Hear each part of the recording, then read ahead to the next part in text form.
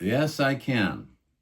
It looks like it got frozen for a sec. So Group A, we've got the first question we wanted to ask you is, so we read through your article that you had posted to, I think it was hosted at the United States Institute of Peace. Right. The article is no longer available there because they're doing some rebranding and underfunding and all the garbage they're doing.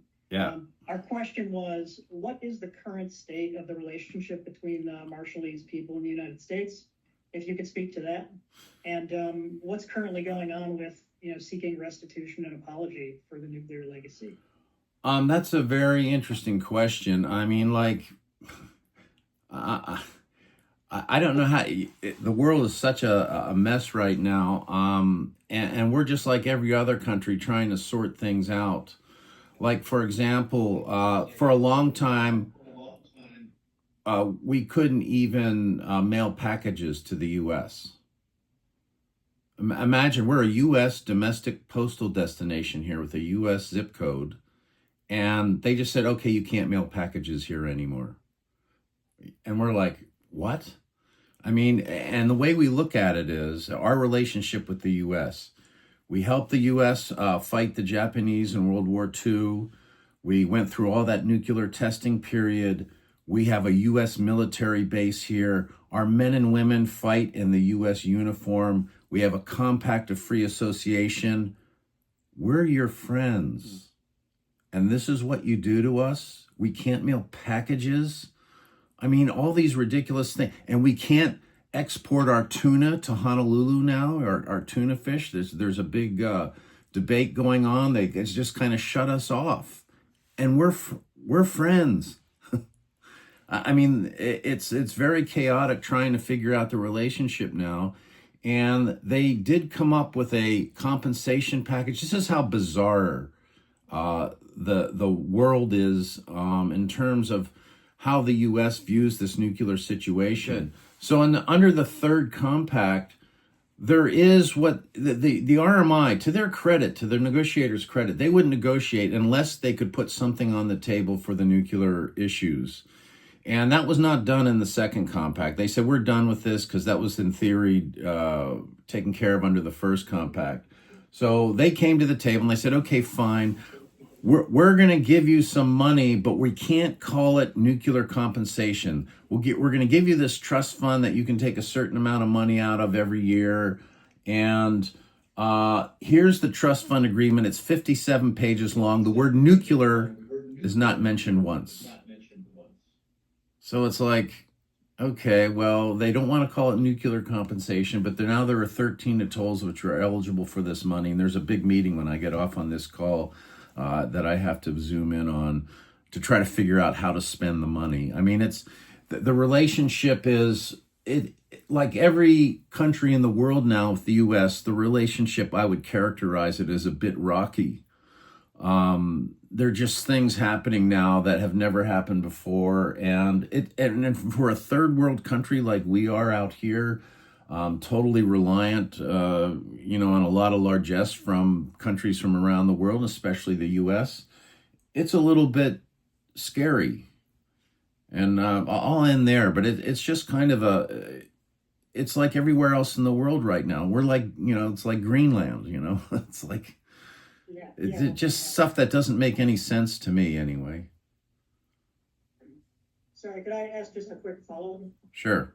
Just a couple of details. When did they stop service for packages to Marshall? That was about, it was over 2 months ago. Oh, got it. So it was recent. And the last one was, you said there's a military base in the Marshallese Islands. What's there? Is it a naval base, Air Force? It's actually a U.S. Army base. It's the Ronald Reagan. It's on Kwajalein Atoll, and basically what they do is they shoot missiles from Vandenberg Air Force Base in California. It's operated from Huntsville, Alabama, and they can hit a dime in the middle of that lagoon. So I'm sorry, that's my grandson trying to get in here. So it's called an army base, but there's a lot of like highly technical people there because it's like a radar installation where they track these missiles as they get shot from California into Kwajalein. It's like we're a big bullseye. Are they still getting their mail? I don't know. I'm sure they're getting now. It's a U.S. military base. I guarantee you they're getting their mail. Yeah, yeah. Thank you. Yeah. Okay, great. We're going to move to group D. Hello, Mr. Niedenthal. Hi. We're going to skip to a completely different sort of question. We wanted to ask him, how do young people in the Marshall Islands balance traditional values with modern influences like social media or global trends or generally Western culture? Yeah, it's actually it's accelerated a lot because of social media. Everybody's on Facebook out here, and a lot of people. And so and half, you have to understand that half of our population of the Marshall Islands lives in the United States. Half. Our population, when I came out here in 1981, there was about 55,000 people. Now there's 35,000 people. So the population is greatly reduced, and a lot of communication goes on between the Marshall Islands and the U.S. via social media and messenger and all the modern stuff you have. Yeah, so it's declined by a lot here in the Marshall Islands. People are leaving in droves. They get one-way tickets. Most of them go to Springdale, Arkansas. Does anybody know what's at Springdale, Arkansas that makes it so popular? Tyson's Chickens. You can get off the plane, get a minimum wage job, get health care, go to public schools. Out here, you don't have that kind of, the schools aren't so great. The public schools and the health care's, not so great. I mean, it's universal health care, but so we've lost a lot of our population. So you have a lot of westernization of this place, but they still really try hard to maintain their basic human values. And that's still maintained here. I mean, think about this. Sometimes people say to me, old friends of mine, hey, you're living in this little island in the middle of the Pacific. Wow, it's an uncivilized. So what's it like living in an uncivilized country? And my response to them is, we've had a woman president twice. Guns are illegal. We have universal health care and we have universal basic income. Now let's talk about which country is uncivilized. I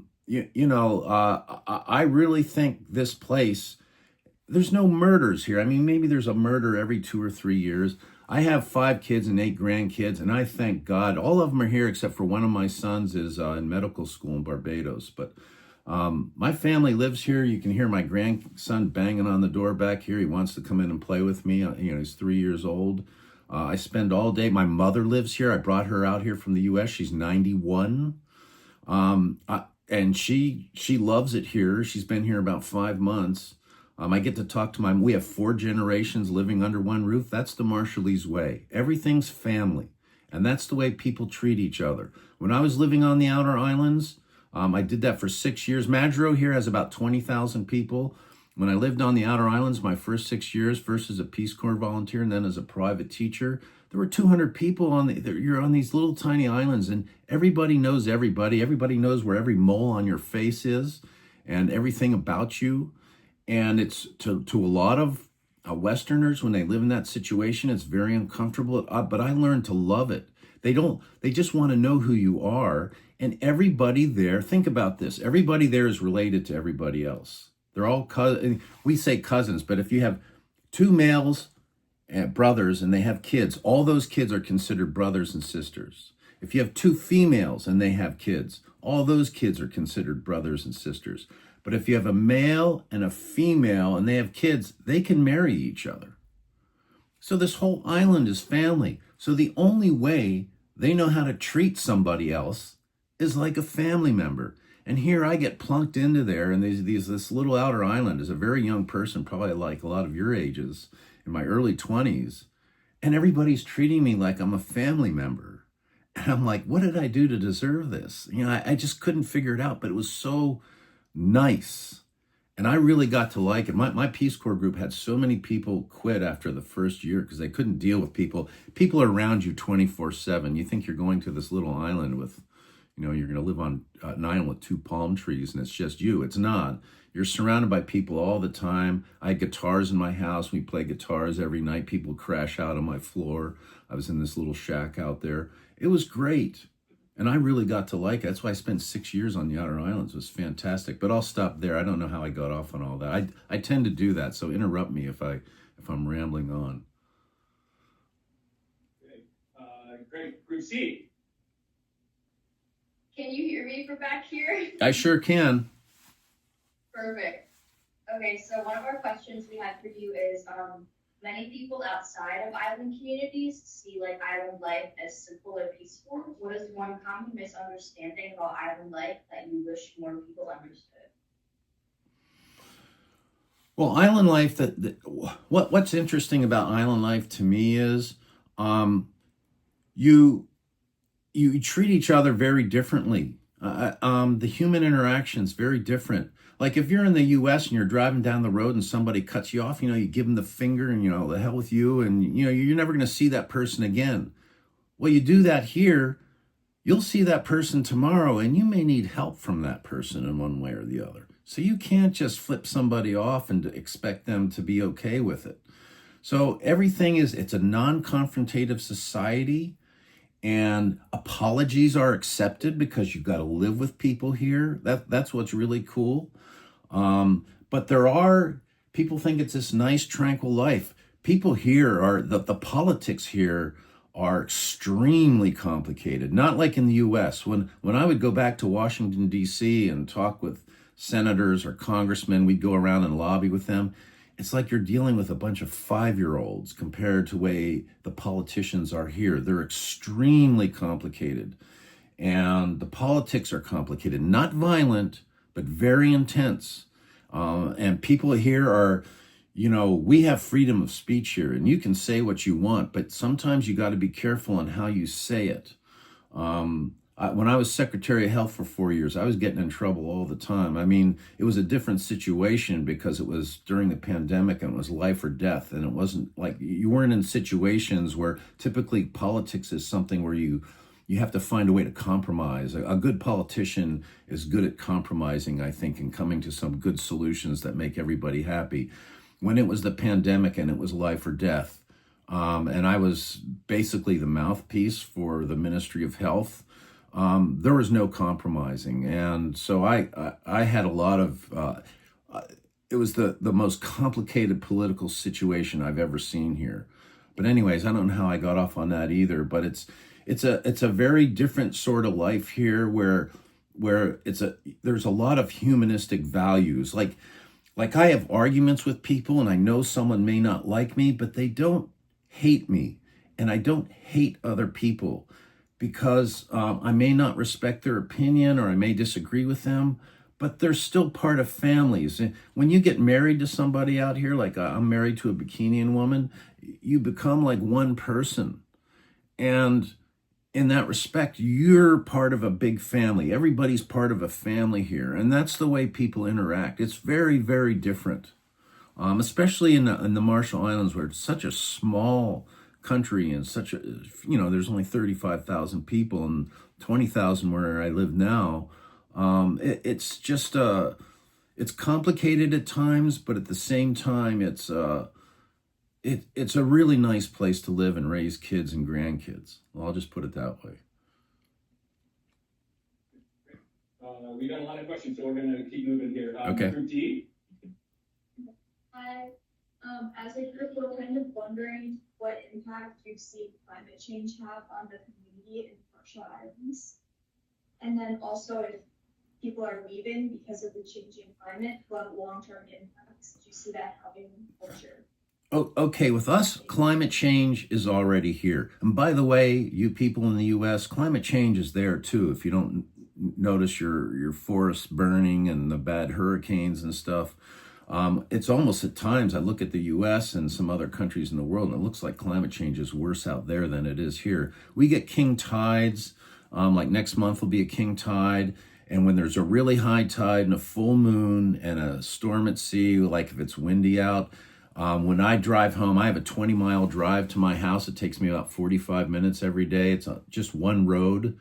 A lot of speed bumps. There's 30 we don't have traffic lights here. We have speed bumps. There's 30 speed bumps between my house and town.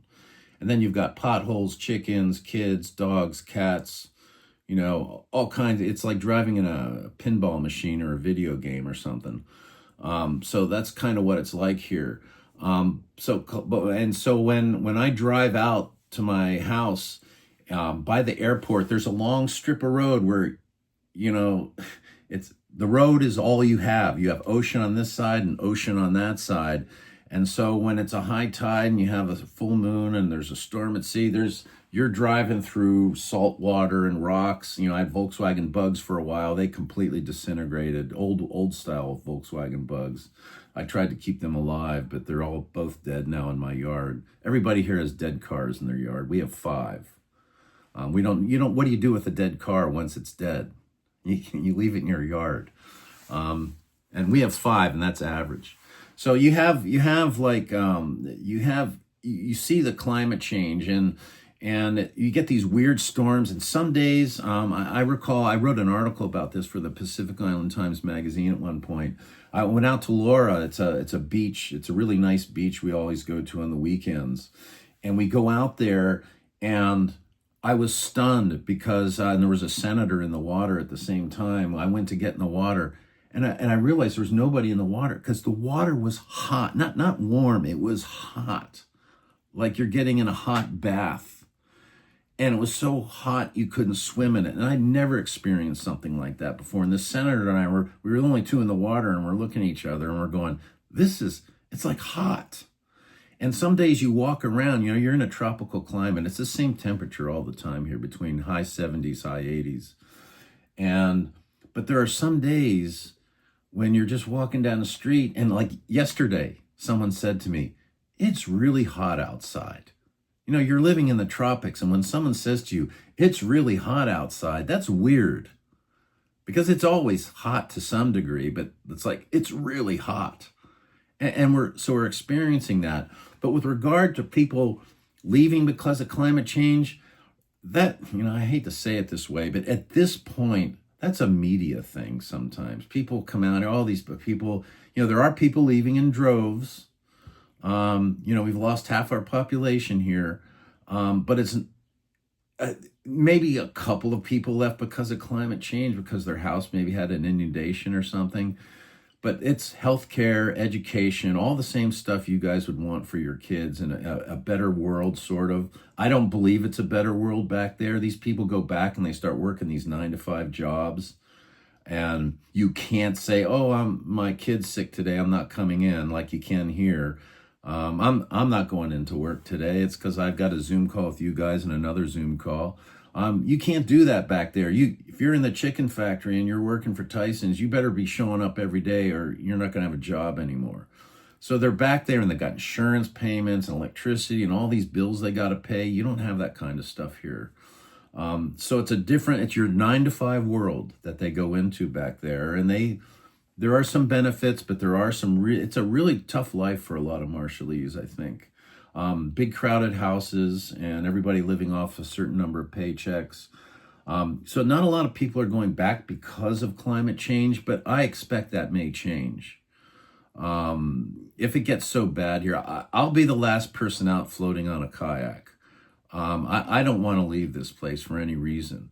And if it got so bad that climate change is overwhelming us, then, you got to go. You got to go if you're underwater. And this will just be a big dive site, I think. But anyway, that's kind of a long answer. Sorry about that.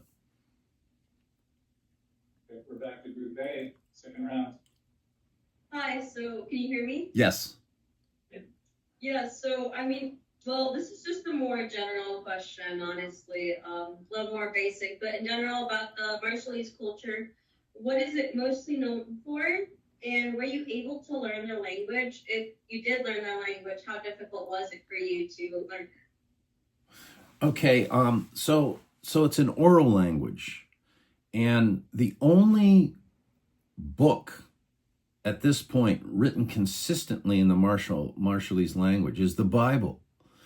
And the Bible is, and I did learn Marshallese. Peace Corps. When I joined the Peace Corps, there were 11 of us, and there was only 2 atolls that didn't have airports at the time. And they said our leader, our person who was training us for 6 weeks, said whoever learns the language the best goes to the most isolated place.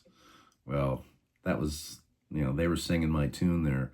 So I learned it really, I studied it and I worked on it and I drove the people I was living with absolutely insane trying to learn the language as fast as I could. And I was one of the 2 best ones. So I got to go to Namu that did not have an airport. You got a boat every 5 months. You were really isolated. And I remember there was a Nepalese volunteer I met once, and they said, wow, if we get sick, we're 10 days into the jungle, and you have to trek up and get us. And I said, well, if you're on an outer island and the radio breaks, you're out there for 5 months with no help. If you have appendicitis or something. It's a really interesting sort of life. And the way it works on an outer island at the time I was out there, if you didn't learn the language, you were talking to yourself, and I did that a lot. But you learn the language and you learn to communicate with people, and it really served me well because those 3 years on Namu, my first place where I was, I learned the language really well, and I came in and some Bikinian people heard me speaking Marshallese in a restaurant, and they just said, hey, we really need somebody like you. And I said, okay, 1 more year on the outer islands. Outer island life is pretty tough. And I went down with the Bikinians, and I suddenly realized there's all these old men. There was a guy before me who had sort of my job as a liaison, Ralph Waltz. He's a really great guy, good friend of mine. He passed away, and that's why I wound up taking his job after a while. But when I was down there, these old men were telling these stories about what happened to them and the nuclear issues. And these were people in the huddle when the U.S. is saying, would you be willing to move from your islands for the good of mankind and to end all world wars? And don't worry, we'll take care of you like you're America's children. I'm hearing these firsthand stories, and that's what drove me to write the book, For the Good of Mankind, because this one old man that lived beside me, he died, and all of his stories are gone. If you didn't record them, they just die. And so I started recording the stories very early on a little tape recorder. At first I typed them out, and then I started using one of those little micro cassette recorders. And that's what drove me to write the book, because I knew these stories were just going to die, and these were firsthand observers. But I really learned the language well, and it served me well. I translated for these old men for decades. And when you translate for somebody, I don't know if any of you speak 2 languages or have been in that situation where you're translating back and forth. It's almost like these old men. I translated in front of the UN and Congress and every media outlet on the face of the planet, all different, media, different types of media. You really become close to these old men, and when they would die, it's like really heartbreaking, and I'd have to eulogize them at their funerals. Learning the language here is really tremendous. And what's really sad is these kids, when they go to the U.S. now, these Marshallese kids, and I experienced it firsthand. You guys watched that movie, Gilo. When I showed it in Arkansas, it was packed. The place was packed. And I noticed a lot of the kids were reading the subtitles. And I was like, wow, this is really bizarre. The Marshallese kids. And it's because they can't speak Marshallese. What a tragic thing, what a tragic loss that is, because you can be Marshallese and your parents can raise you as a Marshallese and teach you those values, but if you're not connected to that culture with the language, there's a lot that you lose. And it's very sad. My kids, when my kids were growing up, when I was in the house, everybody spoke English. When I left, everybody spoke Marshallese. So my kids were like totally bilingual both ways. My grandkids, their first language is not Marshallese, it's English. They're learning Marshallese, but they all communicate with English. it's really kind of sad to watch that. At Guam, for example, the Chamorro people, there's only 5 or 10% that speak that language anymore. So it's a struggle. That's why I was making those films in Marshallese, because I wanted people to, experience that. I wanted these kids to see that their culture and their language and their country is worth exploration in film, because all they ever saw was Hollywood crap. In fact, that was what drove me to do it. My son Max was 10 years old. We were in a video store, and he says, how come there's no movies in Marshallese? And I thought, Jesus, that's really sad growing up, never seeing a film in your own language. So I said, I'm going to make a film. And he says, but Dad, you don't even have a camera. So I had to teach myself all the filmmaking stuff all by myself. No one could teach me. But anyway, I don't know. Wow, that's a really long answer to that question. Sorry. I love talking about this stuff as you're learning. I thought it was, what you're saying is like interesting in general. Like I understand I'm also multilingual, and I've also worked with like translating and everything, and I've also seen like the culture of like, well, my family's language like kind of get passed down, but then English becomes the dominant language. So Yeah. like I get that. Yeah, okay. And just, we should have established this at the beginning. Can you introduce yourself, Connie? And we'll do that, everyone who has a question. Yes. Yeah, I'm sorry, I'm Connie. Criminology major. Okay. Good, okay, moving on to group B, and please introduce yourself before we ask any questions. Hi, I'm Tanya, and my question is on tourism. So how is tourism influenced right on the Marshall Islands? And how do you think the local communities perceive its impact? Okay, tourism in the Marshall Islands. We have some. I would say, I'm probably over exaggerating this a little bit, but let's say I think we get about 1,000 tourists a year, and 800 of those are showing up on a cruise ship that's here for a day and a day. So we don't get a lot of tourists here. Now, the other side of Micronesia is this beautiful country called Palau, and they're closer to Asia. They're in the far west, and they're closer to Japan and Taiwan and China. They get 120,000 tourists a year, and their resorts there are better than the ones in Hawaii. And there's only 15,000 people there. It's an absolute gorgeous place. I've been there several times. Whereas the Marshall Islands, we're far to the east. The closest place to us is Hawaii. If you watch, I sent Luke the link to my Marshall Islands microwave films of the Marshall Islands. Has all of our films on there. If you watch the third one, Lungenbill's Gift, my third feature film, it shows a lot of what this place looks like. The transitions are all the half-built houses. Everything here, I like to characterize it as you know, they build something new and then it just starts on its state of decline. Everything here is kind of like in a state of decline. It's glorified beachcombing, which I really enjoy. I like that kind of style of living, but we're constantly trying to keep things maintained here. And it's very, the salt spray and the environment, and you have 15 to 20 people in a house with, like, I've got all these kids and grandkids, and if you go into my living room, you'll see the crayon all over the walls and stuff. I mean, it's just kind of, that's the way you live here. And, my mother's here, and she doesn't like the dead cars in the yard. She doesn't like the crayons on the wall. But, it's just kind of the way you live here. And I just think that tourism, it's a fascinating place, but not for your typical tourist who wants the luau's and the crap you see in Hawaii, the fakey tourism crap. You don't get that here. There's nothing fake here. It's metal on metal. You're grinding the gears here when you visit this place. There's no movie theaters. There's nothing to entertain you outside of walking around looking at stuff. Which if you're into that, it's a great place. But tourism here has like no impact on, to me, it has no impact on this place, or very little. Okay, we're group C. Hi, I'm Ayla. I'm a sport management major. So we've kind of found that like a common stereotype, like found in islands, has been isolation, which over time can be very like degrading.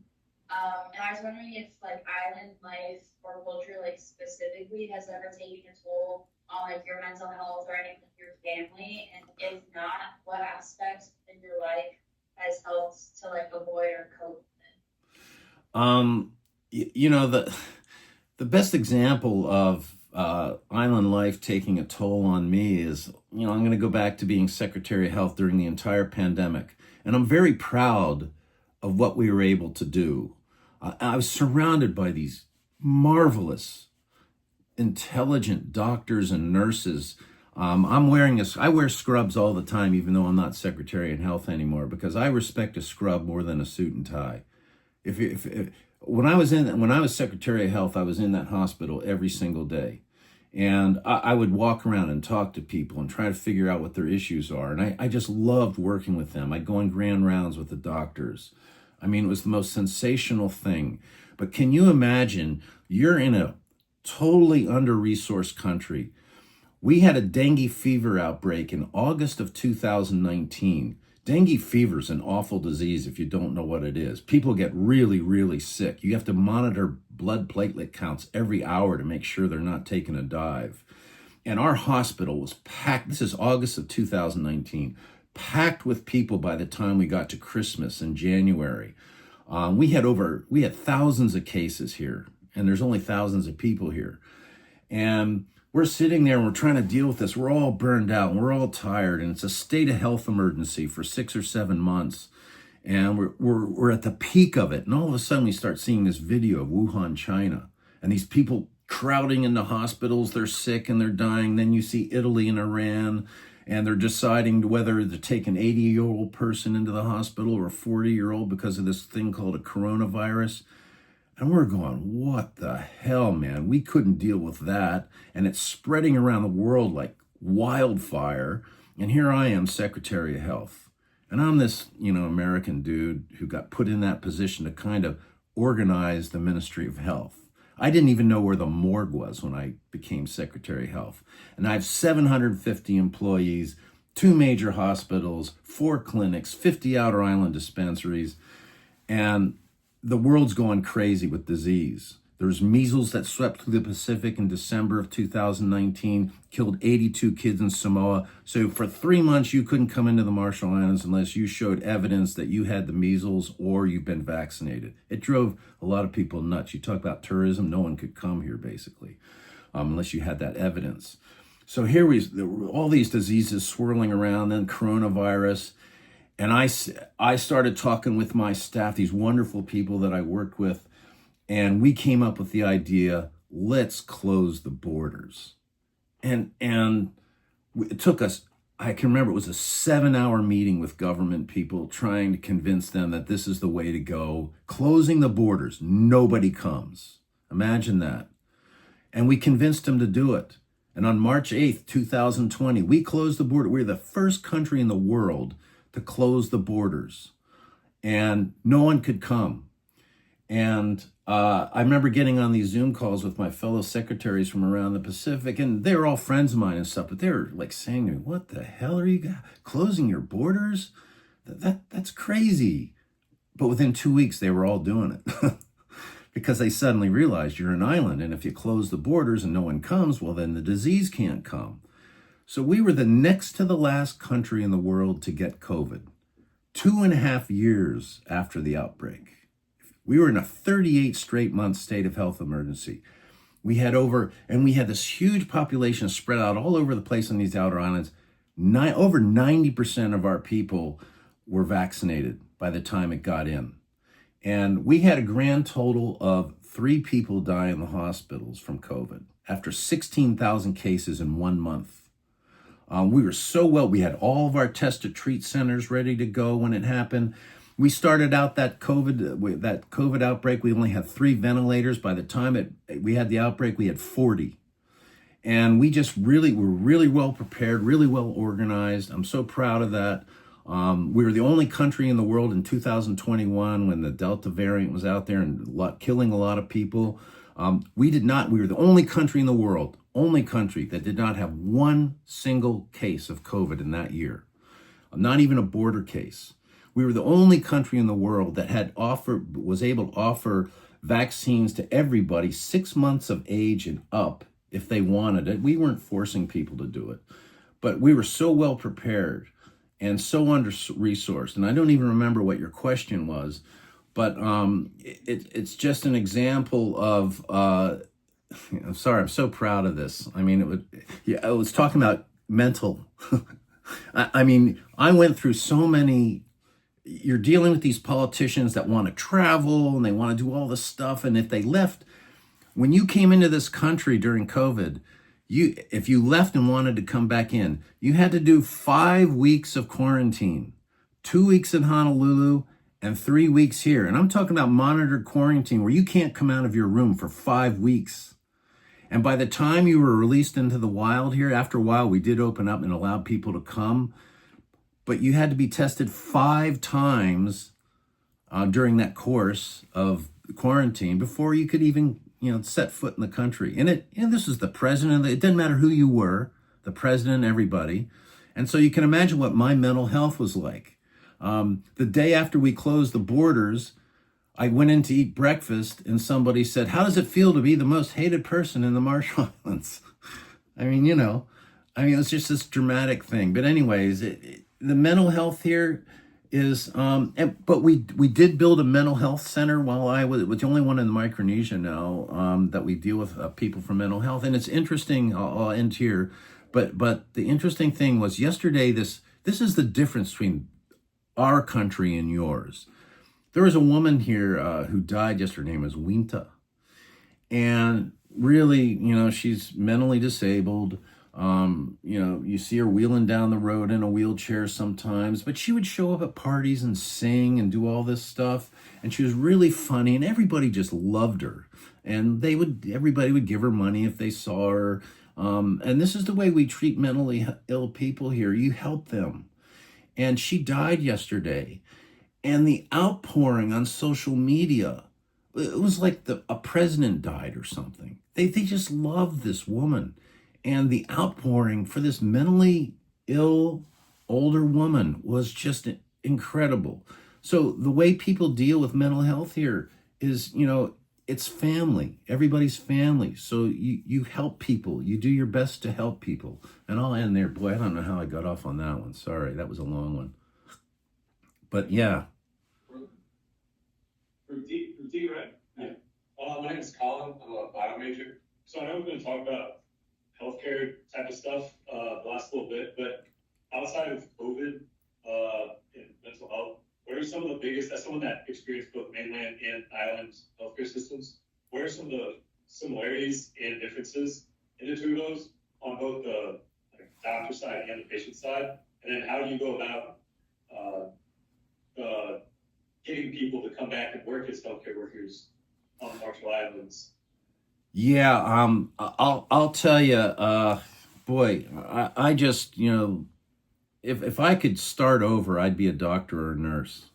I like I said before, I just love those people. And the problem the thing that was really scary for us, to give you an example of some of the differences between our population and maybe the outside world, we have one of the highest per capita diabetes rates in the world. I have diabetes. My wife has diabetes. Everybody here gets diabetes. And it's like, I don't know what the percentage is of the adult population, but it's wildly high. And you also have malnutrition in kids. And those were two of the comorbidities for COVID, which was really scary as hell. And one of the biggest problems we have here, I think one of the biggest killers of women here is the HPV, the virus, cervical cancer. So we're trying to get our younger people to get that vaccine. And that's sometimes a very hard thing to do here in this very sexually complicated culture. It's very promiscuous on one hand, but you can't talk about it on the other. So it's a little complicated trying to get that kind of virus out there. And when someone gets, for example, if you have a complicated cancer, we can't deal with it. We have universal health care. My mom, she's stunned. She went in for a full checkup. And because she's an outsider, instead of costing $5, it cost her $20. But this is a full workup with the doctor. I mean, it's like, she goes, wait a minute, $20, but what's the rest of the bill? And I said, no, that's it. She was stunned. And these people are very professional. And we have a lot of Filipino doctors. We have a lot of Fijians that work for us here. We have, I swore in 13 Marshallese doctors, which was a great thing. To have Marshallese doctors here. My son's studying in Barbados. He's in medical school. And so that's changing. We have a lot of outsiders here for our medical care. But if you have a complicated cancer, you got to go to the Philippines. And Philippines, I will say this, it's superior to the US. I will say that. You don't wait a month for an appointment. They get you right in there, and a lot of them are US medically trained, state-of-the-art stuff, and fraction of the cost. I got an MRI for $300 when I was there. So it's an incredible, it's a great system, but it has its issues. We also send people to Taiwan sometimes. So, and a lot of people here have heart issues and lung issues. A lot of people smoke cigarettes. But when you have those kind of issues, you got to send those people out. I wish we didn't have to do that. But the doctors here and the nurses here, they're really dedicated people. And like anywhere in the healthcare world, they go through hell. You know, people expect them to be like God sometimes, I think. And, you know, if things don't work out, they're yelling and screaming at them, which is something as an outsider, when I started out as Secretary of Health, I would watch some of these people being berated in the wards. And I can remember asking one doctor, I said, hey, how do you deal with that? I mean, these people are so nasty. It's like they're blaming them because their son has cancer. You know, it's that kind of thing. It's like, so you have to blame somebody or something. And I remember this doctor just said to me, you take the hit and you keep moving. And that became my MO as Secretary of Health. You take the hit, you keep moving. And that's the medical world. And I think the US, you know, we used to send people in Honolulu, but you'd have to wait a month for an appointment sometimes, and that gets expensive. And the healthcare is so expensive in the US and so crazy the way it's done there. It's really silly. But here, you know, you run out of medicine every once in a while. You have supply issues because, you know, the shipping things. And so it's a very challenging situation medically here.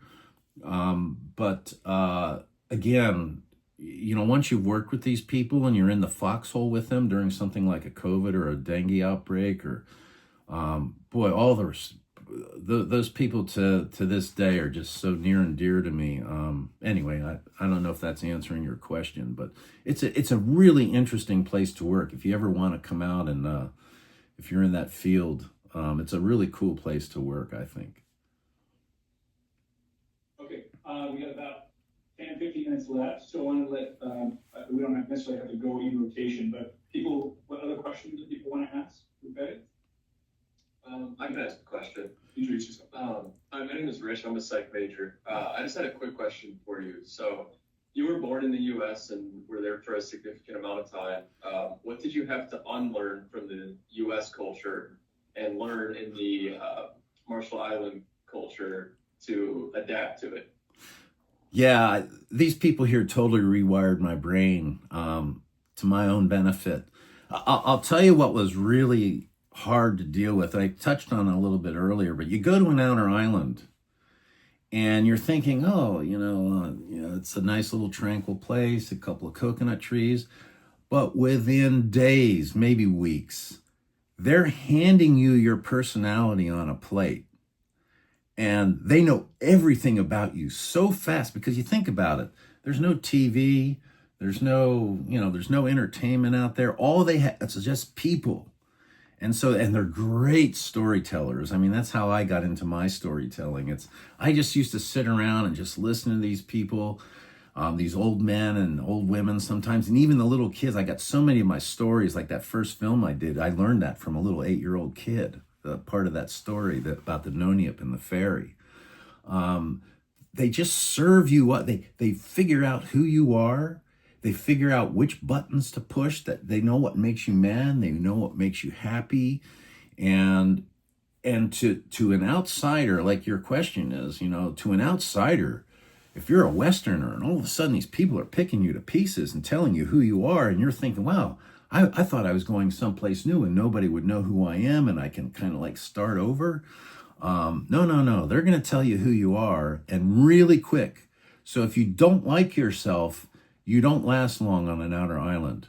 Like I said, I came out here with 12 or 13 people. A lot of people in my group quit after the first year, or they went into Madro, the bigger city here, to work, because the outer islands are very hard to work in. And part of that is because, wow, these people figure it out, and you make so many mistakes.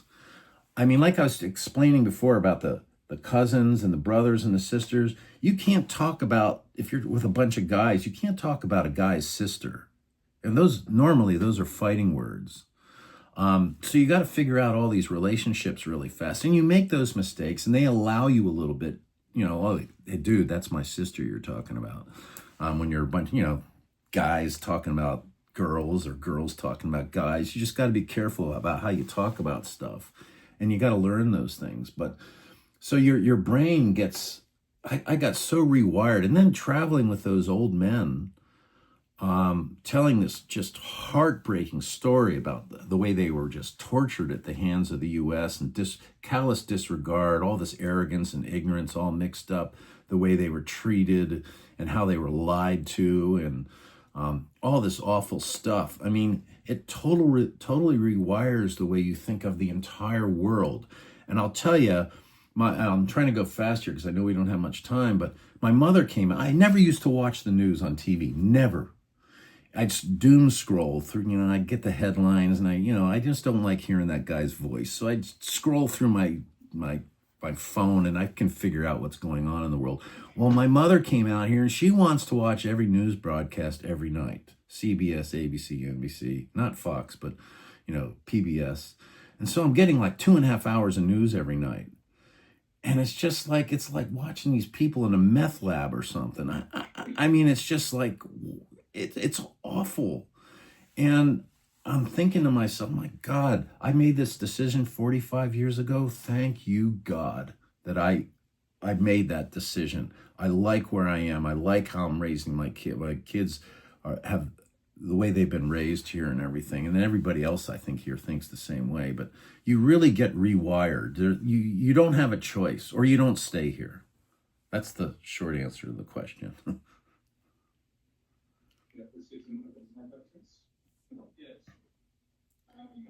Hi, my name is TJ. I'm majoring in accounting, and I know the question. I know you were talking earlier about universal basic income, and I was wondering if you could just tell us a little bit more about that and how it's benefiting people in the martial arts. Yeah, the one thing I really liked about the way that you're talking about universal basic health care or income, I didn't hear that part. I can't hear. Income? Yeah, universal basic income. Okay, that just started. And it's fabulously popular, as you can imagine. It's not that much. It's like $200. You have to be living in the Marshall Islands, so it's not for all these people living in Arkansas. It's $200 per quarter per person for a Marshallese citizen. Like if you're a visitor or somebody, like my mother wouldn't get it. She's not a citizen, but I am a citizen, so I do get it. My wife gets it. All my kids get it. So it's like, I got like the ones I don't take my kids' children's payments, but I get we get three. It's like, 200. It's $800 a year, and it's like for people here, you got to understand that you've got about right now. I think the minimum wage here is $4.50. When I first got here, it was $2, and it stayed $2 an hour. It stayed that way for 30 years. And they just started raising the minimum wage in the last 4 or 5 years, I'd say, maybe 8 or 9 years. So the minimum wage is really low, and you're competing for those minimum wage jobs. There's probably a 30 to 40% unemployment rate here. So the universal basic income, I mean, you've got like the diet. The reason why the diabetes, I think, is so great here is because the diets are awful. It's rice and canned meat and not a lot of vegetables. Generally, people here don't like vegetables that much. Some do and some don't.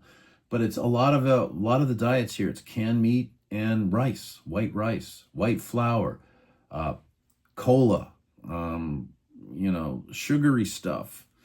And I think that universal basic income helps people buy better food. A cucumber, if it's imported, is $4. Like a cucumber like this big.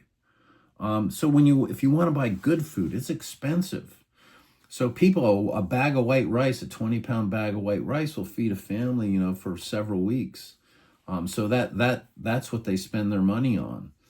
And I think that the universal basic income is really helping people a lot kind of cope with, maybe get better diets. We have an early childhood development program here that also gives young mothers some income so they can try to buy better food, but it's really a struggle here. So the universal basic income in a place where you have such a high unemployment and a low minimum wage, it's like, the guy that developed this, his name's David Pauly. I mean, that guy will never lose another election. It's wildly popular.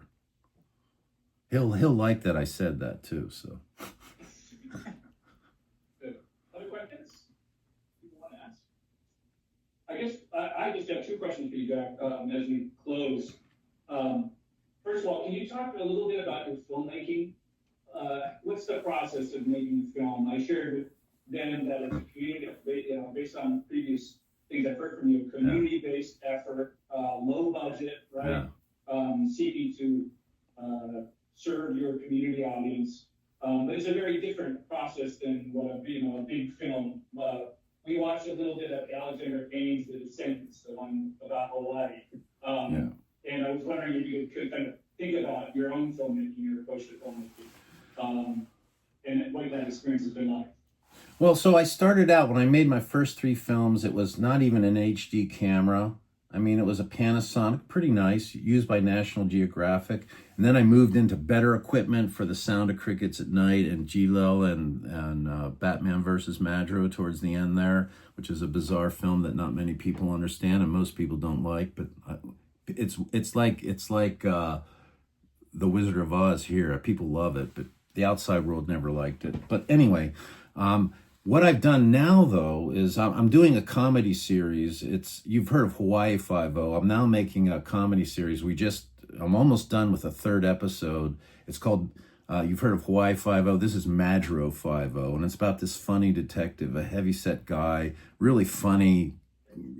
Everybody loves this guy. He's just really funny. Like last night, and what I've done is I moved in completely the other direction. I film everything with iPhones now. Because I can remember making one of them when we were filming Gilo. Somebody saw this really nice big camera I had and said, "Oh, that's the camera that made The Sound of Crickets at Night." And I said, No. The camera didn't make the film. I did, and these other people did.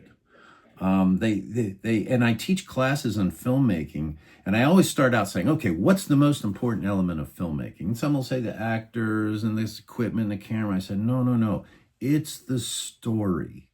And I use the example of Ishtar, where they spent $100 zillion and they had Dustin Hoffman, Academy Award winning actor, and like 12 people watched it because it was an awful story.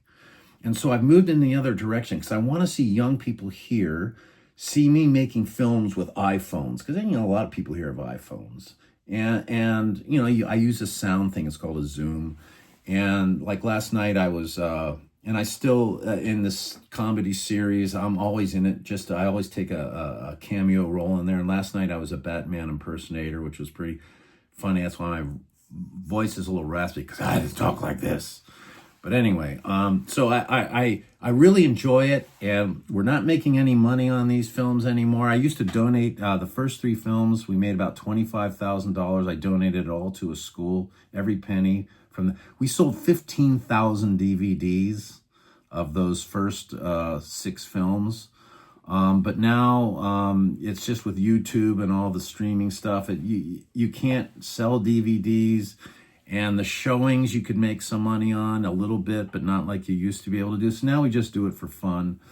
I've just been always writing. You can see behind me, there's a whole bunch of stuff. I probably have 25 or 30 screenplays there. I've been writing since I was 15. And the magical world of filmmaking now is, before I used to write screenplays, but nobody's ever going to buy my screenplay or put it in Hollywood, and you have to have all this money and stuff. But now you got an iPhone and a story, you're set to go. It's really a fascinating world now for filmmaking. And a lot of the young Marshallese they're doing the TikTok stuff and 12-second films, which I feel kind of sad about that. But I wish they were doing longer stuff because they're very creative and maybe they'll get to that point. But everything now is like, hey, if it's not 15 seconds long, it's not worth watching. So anyway, the filmmaking for me has just been like an incredible outlet. I still do it. I was up all last night doing stuff. Sunday, 2 days from now, we're filming again. It's just constantly ongoing and it's just very enjoyable. And it's a community-based sort of thing. Everybody, hey, can we use your business today? We're going to film inside. Oh, yeah. They love it when we use their businesses. We filmed a big fight scene in a grocery store the other day, and all these people are sitting around watching. I mean, it's really a lot of fun. But anyway, the filmmaking for me has just been a great outlet, and everybody enjoys it. And the film, there's like... the films on my site, there's between 2 and 3 million views, and there's only 60, 70,000 Marshallese people. I don't know who's watching all this stuff, or people are watching it over and over again. But it's just been a great outlet, and it, like I said before, it gives these Marshallese people, these kids, the opportunity to see that their lives too are worthy of exploration in film. And I do it in their own language. We use English a little bit sometimes, but the idea that these kids can see films set in their own country, in their own culture, using their own language, and it's a really good thing all around. And people here, when I die, I've done all this stuff. I've been Secretary of Health. I've been advocate for these nuclear victims for most of my life. When I walk down the street, it's like, that's the guy who made the films. These kids, they all know me. Every kid on the island, that's Jack. He makes the films. It's not Secretary of Health helped save thousands of lives. It's not Jack who's advocated for these nuclear victims for 30. That's Jack who made the films. That's the guy who makes the films. And it's like, whoa, it's like, it's like Steven Spielberg or something walking down the road. That's what I feel like. It's a great, great feeling. Anyway. Thanks. Last question. What would be your advice to the younger folks here in Wisconsin? Oh my gosh. Well, my kids are about your age now and they don't listen to me, but I'll give it a try. I think, boy, you guys, I look at my kids, my grandkids, and I think about what they're facing, what the world is. It feels like it's crumbling. And maybe when we come out on the other side, I'm really a horrible optimist. I'm always optimistic. I think when we come out on the other side of this, I think it's going to be a better place. And I think it's just like the world changed so rapidly with the internet and social media and stuff. And it's just such a complicated world now. Education, constantly educate yourself. I mean, one of the great things that I've had to self-educate for most of my life, taught myself filmmaking, taught myself how to be a Secretary of Health. Like I said, I didn't even know where the morgue was. And by the time I left, there was all these horrible contract disputes. 186 doctors and nurses, which is pretty much everybody, signed a petition wanting me to stay, because they weren't going to rehire me. I made a lot of political enemies during that time because, as I said, there was no compromising. So, self-education, I think, is really important. You're sitting in a college, get the college degree, and then go out into the world and never stop self-educating yourself. I mean, that to me has been even now I'm 68 years old and I'm starting, I've got an electric guitar in a box here I haven't opened yet. I play the guitar, but I wanted to start doing electric guitar. You just keep moving, keep your mind stimulated in that way. And I have my mother here, your parents. Talk to your parents and your grandparents before it's too late. My mother's 91. I spend 2 to 3 hours with her, and I'm not exaggerating, every night if I can get her to turn the damn TV off. Talking to her. Telling me, oh, yeah, I had a Mormon boyfriend when I was in high school. I didn't know that before. Just learning about her and what she's all about.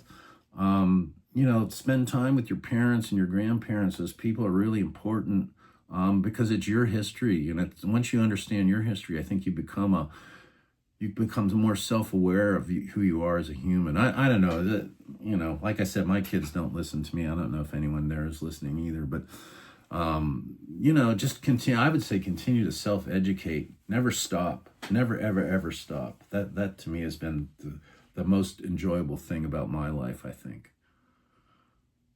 Thank you so much. Give me a round of applause. Yeah. Thank you guys too.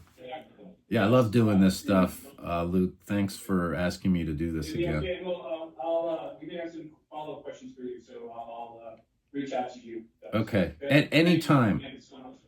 Anytime. And I love this, and I really enjoyed talking to everybody. This is great. I really enjoy doing this kind of thing. So anytime, Luke. Thank you. All right. Bye-bye. Bye-bye.